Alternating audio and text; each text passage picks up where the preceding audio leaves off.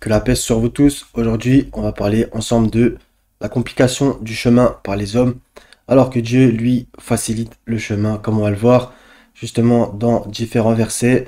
Ça va être, je pense, intéressant et important, puisque ça cause beaucoup de problèmes, ça a des conséquences des fois néfastes, jusqu'à ce que les gens puissent ne plus croire en Dieu et autres, puisque les humains ont rendu compliqué le chemin qui, soi-disant, mènerait vers lui. Donc on est parti tout de suite dans le Coran, dans la sourate numéro 7 au verset 86. Ça c'est Shoaib qui dit ça à son peuple, les Madian. Et ne vous placez pas sur tout chemin menaçant, empêchant du sentier de Dieu celui qui croit en lui et cherchant à rendre ce sentier tortueux. On va juste s'arrêter là, puisque dans un certain sens, tout est résumé ici, puisque on voit que le chemin qui mène à Dieu, comme on va le voir un peu plus tard, Dieu nous l'a facilité depuis que nous sommes nés. Il nous a aussi facilité. Et des fois, c'est vrai qu'il y a certaines complications, mais ça, il faut l'accepter. Nous avons notre libre arbitre que nous devons exercer. Tu veux prendre telle et telle voie. Après, ça sera ta décision qui fera en sorte que tu ailles ici ou là. D'accord? Donc, Dieu n'est pas responsable du mal que les hommes se font au passage. Voilà. Il ne veut que notre bien. Ça, je pense que tout le monde le sait au fond de lui. Et justement, les hommes, des fois, dans un certain sens, ont tendance à inventer, encore une fois, des mensonges sur Dieu, le faire passer pour ce qu'il n'est pas. Et par exemple, Dieu descend une écriture et les hommes disent non, il faut absolument un livre pour comprendre l'écriture. Nos savants ont dit que, etc. Donc, les gens qui étudient régulièrement, très souvent ou depuis longtemps, on va pas se mentir, c'est une réalité que ils s'y connaissent mieux dans le domaine que quelqu'un qui n'étudie jamais ou très très peu. C'est vrai. Par contre, quelqu'un qui étudie souvent, mais qui a été formaté par un dogme et une doctrine, peut avoir des moins bons arguments que quelqu'un qui part d'une page blanche et qui, en étant allé vers Dieu, entre guillemets, on va dire, tout seul, il aura une vision un petit peu plus pure. Oui, oui. Parce que quand on est formaté par les hommes qui eux-mêmes ont été formatés par d'autres hommes jusqu'à, etc., etc., on peut au final avoir une vision erronée de Dieu, une vision erronée du chemin menant à lui, etc. Donc tout ça, c'est important aussi à essayer de réfléchir ensemble. Quelqu'un qui est parti, encore une fois, d'une page blanche, et qui va vers l'écriture, qui appelle Dieu, Dieu lui qui est proche, qui répond à celui qui l'appelle, il peut avoir une compréhension du chemin qui est des fois meilleure. Oui, oui, ça paraît un petit peu étonnant, puisque on peut, comme certains osent le faire, comparer les savants à, oui, attention, si tu veux faire du pain, il faut que tu ailles voir un boulanger.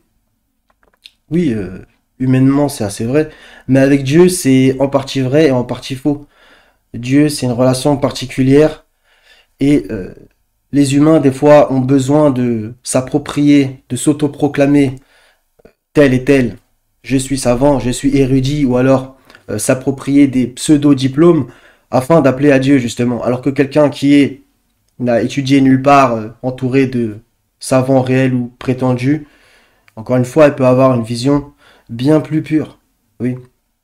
Et ça, c'est intéressant et important à se rappeler que justement Dieu a souvent choisi pour prophète, pour envoyer des gens qui étaient des petites gens, on va dire. Ok? David, c'était un berger, il a fini roi, etc., etc. Il y en a énormément des exemples.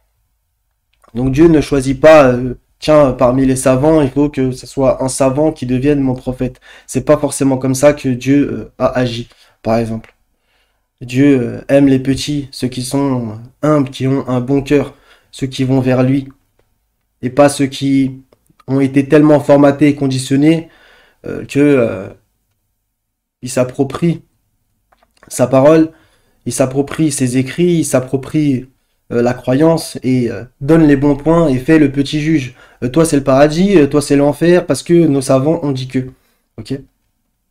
Donc je suis pas là à non plus dire que tous les gens qui sont érudits, peu importe les groupes ou les sectes, euh, ne servent totalement à rien, mais il y a des gros problèmes, puisque justement dans l'écriture, c'est souvent ces gens-là à qui les prophètes reprochaient des choses. Et justement, ça va me permettre d'aller dans la Bible, donc dans l'évangile Matthieu 23, 13 à 15 par exemple. Justement, Jésus s'en prend à ces gens-là, qui prétendent amener à Dieu, mais qui en fait éloignent les gens de Dieu. Et c'est un petit peu aussi le thème justement de cette vidéo. C'est-à-dire que les grands groupes prétendument monothéistes prétendent appeler à Dieu, prétendent avoir la vérité, l'unique voie. Et en fait, on peut se rendre compte que c'est problématique. Grattage d'argent, faut absolument être dans la case qu'on a décidé qu'il fallait que tu sois, etc., etc., etc. Et plein de gens, au final, rentrent de bon cœur, oh ouais, c'est la vérité, mais finalement, ils en ressortent parce qu'ils voient que c'était négatif sur beaucoup de points. Certains aiment, par exemple, le côté militaire du sunnisme, c'est-à-dire, il est 13h14, c'est comme ça, il est 17h12, c'est comme ça. Là, il faut que tu dises ci et ça. Là, il faut que tu marches comme ça. Là, il faut que tu manges comme ça. Là, il faut que tu dises ci et ça. Ils ont un peu une mentalité un peu militaire. C'est-à-dire, c'est l'armée, garde à vous. Voilà, avec Dieu, c'est exactement pareil. Il n'y a pas que du négatif à ce côté-là, puisque certains ont besoin, dans un certain sens, d'être cadrés. C'est des gens qui sont un petit peu à la rage dans leur vie. Et voilà, ils trouvent un cadre et ils estiment que telle est la voie de Dieu. D'accord? Maintenant, dire oui, mais le prophète, il faisait comme ci, il faisait comme ça, sur des oui-dire en plus, alors que ça n'a rien de coranique, ça c'est encore une autre chose. Et de dire oui, mais Dieu, il veut absolument que tu fasses ça, alors qu'en fait, tu regardes dans le Coran, c'est pas du tout écrit, c'est encore une autre chose.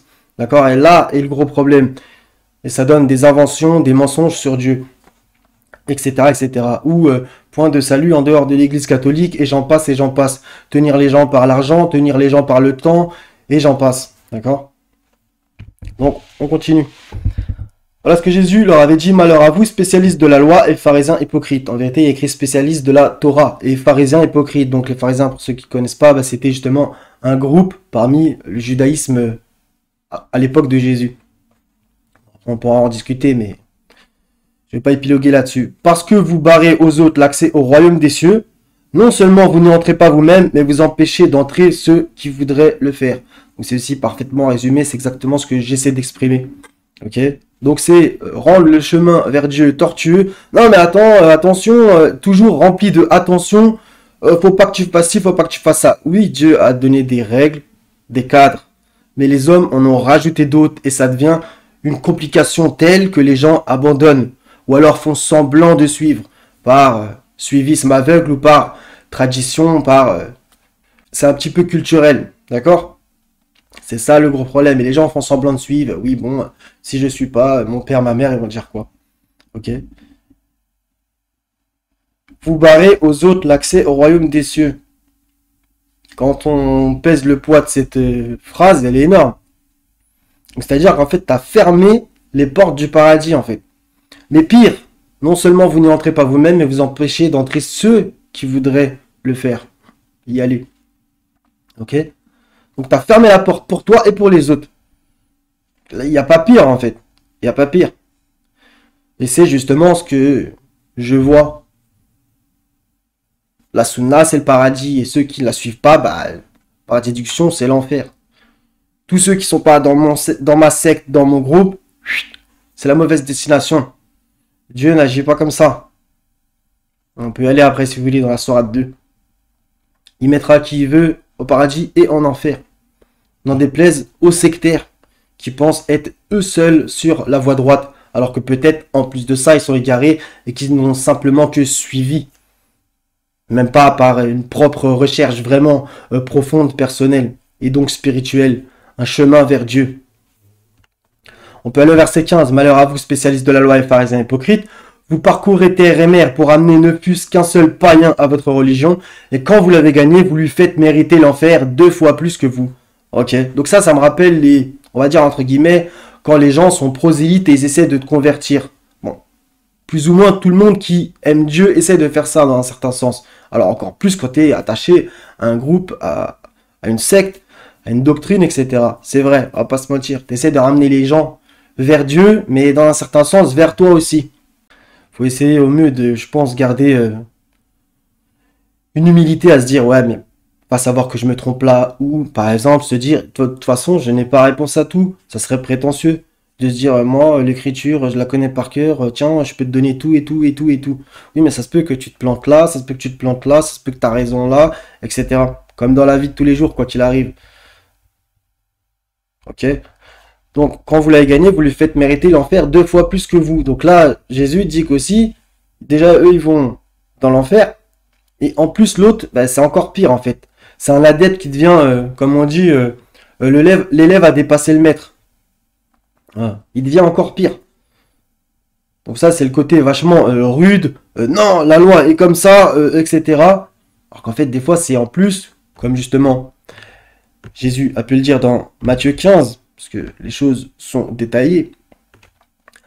À cette époque, des pharisiens et des spécialistes de la loi vinrent de Jérusalem. Ils abordèrent Jésus pour lui demander pourquoi tes disciples ne respectent-ils pas la tradition des ancêtres. D'accord? CF, j'ai fait une vidéo là-dessus. Jésus et la sunna des ancêtres. Car ils ne se lavent pas les mains selon le rite usuel avant chaque repas. Et vous, répliqua-t-il, pourquoi désobéissez-vous à l'ordre de Dieu lui-même pour suivre votre tradition? D'accord? Etc. Elle le dit plus loin encore. À vous de lire jusqu'à là, par exemple. Ok? Donc préférer la tradition aux dépens de la parole de Dieu, même la remplacer. La sunna explique le Coran, etc. J'en passe. Mais c'est dans tous les groupes plus ou moins pareil. Quand une écriture descend, des humains viennent l'expliquer, dire carrément que sans elle, on ne comprendrait pas l'écrit divin, etc. etc. C'est vrai que si tu discutes avec un mec qui ne sait même pas le nombre de sourates, tu te doutes bien que ça va être peut-être compliqué, il connaît peut-être rien au Coran. Si toi tu te connais un minimum, bah, tu pourras lui expliquer certaines choses. Après, ça se peut que tu te plantes ou pas, d'accord? Selon ta compréhension, selon les degrés de compréhension, parce qu'il y a des gens qui comprennent des choses, on va dire, au niveau moyen, on va dire, et d'autres, ils ont une haute compréhension des choses, comme dans tout. Voilà. Ça, faut, on va dire, chacun est à sa place, il n'y a aucune honte à se dire que certains sont plus intelligents que nous ou autres. Ça, il n'y a aucun problème normalement. Ok. Par contre, venir dire, nous sommes les intelligents, vous êtes les idiots, écoutez, nous avons toutes les réponses en plus de ça dans nos bouquins que Dieu lui-même n'aurait même pas dit, tu vois la gravité au final. D'accord? On peut aller tout de suite dans la 2 comme ça. On va pas se parler en mandarin. D'accord? Donc par exemple, verset 62, certes ceux qui ont cru, ceux qui se sont judaïsés, les Nazaréens et les Sabéens, quiconque d'entre eux a cru en Allah et au jour dernier et accompli de bonnes œuvres, sera récompensé par son Seigneur. Il n'éprouvera aucune crainte et il ne sera jamais affligé. D'accord? Donc ceux qui disent non, il n'y a que mon groupe qui va au paradis, arrête. Franchement, arrête. Dieu dit, mais qui veut? Et de toute façon, si tu vas au paradis, qu'est-ce que tu vas bégayer en fait? T'es au paradis, pourquoi t'es au paradis? Tu vas faire le mec, ouais, mais moi je connais pas qu'il y ait des gens comme ci ou comme ça. C'est bon, t'as eu ta place. On est plus sur Terre, où justement, il y a ces petits combats de coq, de rivalité. Ouais, mais l'autre, je l'aime pas. Ça, entre guillemets, c'est normal, on peut pas aimer tout le monde peut pas nous aimer. Ok? Il y a de la mort et de la haine, c'est comme ça, c'est sur Terre. Mais là-haut, bah voilà, c'est différent. 33-67. Et ils dirent, Seigneur, nous avons obéi à nos chefs et à nos grands. C'est donc eux qui nous ont égarés du sentier. Ok, donc ça, c'est une phrase que les gens, justement, leurs visages seront tournés et retournés dans le feu. Ok, donc ils seront dans le feu de l'enfer. Seigneur, nous avons obéi à nos chefs et à nos grands. Ce sont donc eux qui nous ont égarés du sentier. Comme on va le voir dans un autre verset, ça va être intéressant aussi. Tu vois, c'est l'obéissance aveugle à des chefs, à des grands. Oh, attends, c'est l'imam. Oh, c'est le shir. Oh là là. Donc, oh, c'est le curé, c'est le prêtre, c'est le rabbin. Donc voilà, t'as cette image, il y a écrit une grosse étiquette. Oh, il sait mieux que moi, il est mieux guidé. Non, pas forcément. Il peut être égaré. En tout temps, il y avait des hommes, ils avaient des grosses étiquettes. Oh, l'autre, c'est le chef d'État. Oh, c'est Pharaon. Oh, c'est Nimrod. Et alors, ça veut dire quoi? Sinon, si on peut prendre la même étiquette, Bill Gates, il est bien guidé en fait. Tu vois? Tu peux prendre toutes les stars de la Terre et te dire, oh, c'est des bien guidés. Et pas forcément. Et ben c'est pareil au niveau religieux. C'est pas parce que le mec, il est hyper connu ou il a énormément de diplômes qu'il est bien guidé. Des fois, même au contraire. Ça peut être par la corruption qu'il a pu avoir ses pseudo-diplômes. Il n'y a pas de diplôme avec Dieu. C'est pas t'arrives, tu te lèves le matin, il y a écrit tamponné érudit sur mon crâne. Non, c'est écrit où en fait? Nulle part. Et en plus, on peut prendre une voie et totalement se foirer à la fin. Ou l'inverse. On ne sait pas. Voilà. Tu peux avoir mal débuté ta vie, être parti totalement en vrille, et finalement, tu as pris la bonne voie. D'autres, ils ont pris la bonne voie, et finalement, ils sont partis en vrille. Et il y en a des millions, sûrement, des cas différents. Seul Dieu les connaît. Voilà. Donc, faut faire attention, c'est parce que le mec, c'est le chef, ou c'est le grand. Oh, c'est un ancien. Oh, il a été 100 fois à la Mecque, ça veut dire qu'il est dans le droit chemin. Ok? Voilà. Donc faut se méfier même carrément. Ce sont donc eux qui nous ont égarés du sentier. Quand tu vois ce qui est écrit, t'as l'impression que les mecs en fait ils se disaient bon, Las Vegas, pilote automatique, le mec il va nous guider, nous tranquille, on peut dormir à l'arrière de la voiture. C'est eux qui nous ont égarés. Comment ça c'est eux? C'est toi qui as décidé aussi hein. Et justement c'est ce qu'on va voir. Dans la 14-21. Et tous comparaîtront devant Dieu, puis les faibles diront à ceux qui sont emplis d'orgueil, nous étions bien vos suiveurs. Pouvez-vous nous être de quelque utilité contre le châtiment de Dieu? Alors les autres diront, si Allah nous avait guidés, nous vous aurions certainement guidés. Il est indifférent pour nous de nous plaindre ou d'endurer, nous n'avons pas d'échappatoire. D'accord? Les mecs, ils leur renvoient la balle. En fait, ils se croyaient guidés, ils étaient égarés, et ceux qui croyaient qu'ils étaient guidés les autres, ils se sont égarés de fait aussi. Et ils se renvoient la balle. Nous étions vos suiveurs. Attends, j'ai ton follower là. Et c'est parce que tu me follow que ça veut dire que on va dans la même destination et la bonne surtout. Voilà. De 166 à 167 aussi et le verset 170. J'invite tout le monde à le lire. Ceux qui connaissent pas, voilà. Donc on va un petit peu agrémenter tout ça par rapport à justement, voilà, j'ai essayé de te dire, je pense que tu le sais en vérité, que voilà, les hommes ils compliquent la chose. Dieu c'est Dieu, il nous connaît tous. On va pas se faire des cachotteries avec lui. Voilà. On l'a déconné, on a fait des bonnes choses, on peut pas lui mentir. Il a tout pesé, il a tout écrit, voilà. Il efface ce qu'il veut, il récompense ce qu'il veut, il punit ce qu'il veut. D'accord? On peut pas lui mentir à lui. Mais les hommes mentent à propos de Dieu en disant oui, mais attention, il est comme ça. C'est écrit où? C'est écrit où? Ouais, mais c'est écrit dans le hadith numéro... tu vois? D'accord? Il y en a à gogo, hein, des trucs incroyables. Tu fais telle et telle chose, ça c'est 1 million de bonnes actions. Oh, tu fais ça, oh attention, ton pantalon il touche par terre, ça va en enfer, etc., etc. Et je t'en passe, c'est des vertes et des pas mûres. Et dans tous les dogmes, c'est comme ça, tous. Des inventions. Pour soit des fois te prendre de l'argent, soit te tenir par la peur, soit au contraire te donner des illusions trompeuses. Oh, t'as fait ça, c'est le paradis. Oh, tu t'es repenti? C'est parfait, c'est bon, toi. D'accord? Celui qui dit il n'y a de Dieu que Dieu et Mohammed est son messager, obligatoire le paradis. Comment ça? C'est écrit où? Mais c'est facile un peu aussi. D'accord? Donc, cette difficulté que les hommes ont fait, alors que Dieu nous facilite les choses. Ça ne veut pas dire qu'il n'y a pas de difficulté sur le chemin. Bien au contraire, puisque le diable a dit lui-même qu'il va s'asseoir sur le sentier. Il attaque de devant, derrière, à droite, à gauche, et il s'assoit sur le sentier de Dieu. Parce que voilà, il s'assoit comme ça, toi quand tu es en train de conduire, il essaie de te balayer. Voilà. Il essaie de te faire un accident. Mais si par contre tu arrives sur la bande d'arrêt d'urgence, t'inquiète pas, Dieu il est là aussi. Ok? Donc il y aura des difficultés. Faut pas mentir aux gens. Oh, c'est bon, tu t'es converti, t'es allé vers Dieu. Paradis, c'est facile pour toi. C'est un mensonge. C'est même dans un certain sens là que ça commence pour toi. Voilà. Faut pas mentir aux gens sur ça aussi. Mais Dieu facilite les choses, voilà. Si vraiment on place notre confiance en lui, et encore une fois, je sais que ça peut être facile à dire, toi peut-être t'écoutes cette vidéo là, t'as peut-être envie de te barrer parce que tu dis ouais mais ma vie en ce moment c'est un calvaire. Voilà. À chacun aussi son degré d'acceptation, etc., etc. On a des hauts et des bas, même au niveau de la foi, c'est comme ça. Voilà, faut aussi pas prendre forcément ce que je dis au pied de la lettre des fois. Sourate 65, verset 4. Petite phrase, mais de toute façon tu le vois à l'écran, je te coupe pas le verset. Quiconque craint Dieu, cependant, il lui facilite les choses. On prend cet exemple. Quiconque craint Dieu, il lui facilite les choses. D'accord? Tu le crains, il te facilite. T'es dans le pétrin, il te facilite. Mais t'as eu le pétrin quand même. C'est pas tu crains Dieu, il t'arrive aucune broutille dans ta vie. En vérité, même j'allais te dire, si ça t'arrive, pose-toi des questions dans un sens. T'as jamais une épreuve. Eh bien, 80-20. Puis il lui facilite le chemin. Après justement, nous avoir créé de la goutte de sperme. Il nous facilite le chemin. D'accord? Donc il y a plein de versets.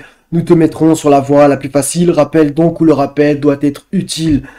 Dans la 87, 7 et 9. 92, 5 à 7. Celui qui donne et craint déclare véridique la plus belle récompense.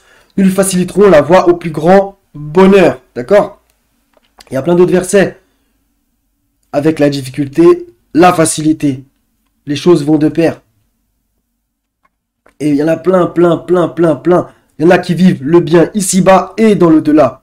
Il y en a, la vie elle est compliquée dans un certain sens, même si elle a des éclaircies de bonheur, et ils auront la bonne destination. Il y en a, ils vivent le châtiment ici-bas et dans l'au-delà, parce qu'ils le méritent. Dieu, il n'est pas inattentif, il n'est pas injuste. Ok? Comme quand les cités se font châtier. C'est pas de l'injustice, au contraire, Dieu, il est patient. Regarde la situation actuelle. Et regarde le déluge, etc., etc. Dieu, il est toujours patient, il envoie des avertisseurs, etc. Bon, au bout d'un moment, faut pas pousser. Faut pas pousser. Voilà. Donc Dieu facilite le chemin, les hommes le compliquent, encore une fois. Sont, comme justement, encore une fois, l'avait dit Jésus, magnifiquement bien. Voilà. Vous barrez aux autres l'accès au royaume des cieux. Non seulement vous n'y entrez pas vous-même, mais vous empêchez d'entre ceux qui voudraient le faire. Donc qui voudraient aller soit vers Dieu ou soit qui voudraient aller au paradis. Ils disent non mais attention, t'as pas fait ça, mais faut pas. Oh, c'est écrit où? Ils compliquent les choses. Et ça, justement, encore une fois, ça fait que des gens ils se détournent de Dieu. Je dis pas que ces gens-là sont forcément responsables, que les gens ne croient pas ou autre. Non, chacun, encore une fois, a son libre arbitre. Mais des fois, tu peux être quand même responsable, que quelqu'un aille vers Dieu ou quelqu'un s'en détourne. On va pas se mentir. D'accord? Et que Dieu nous pardonne si ça nous est arrivé. Et que le Seigneur soit béni si, au contraire, par toi, tu as dit une phrase à quelqu'un un jour, il l'a médité, il l'a ingurgité, il a fait ses recherches et il est allé vers Dieu. Voilà. C'est la meilleure des choses, on va pas se mentir. Le rappel de Dieu est ce qu'il y a de plus grand sur cette terre. Ok les frérots, les sœurettes, voilà. J'avais envie de m'exprimer un peu là-dessus. Donc, que les marchands du temple, vendeurs de tout ce que tu veux, ils ont même vendu le paradis, tout ce que tu veux, qu'ils soient maudits, bénis soient les croyants, les humbles, heureux ceux qui ont le cœur pur, car ils verront Dieu. À la prochaine, soyez tous bénis, paix sur vous tous et paix sur les envoyés, et louange à Dieu, Seigneur des mondes.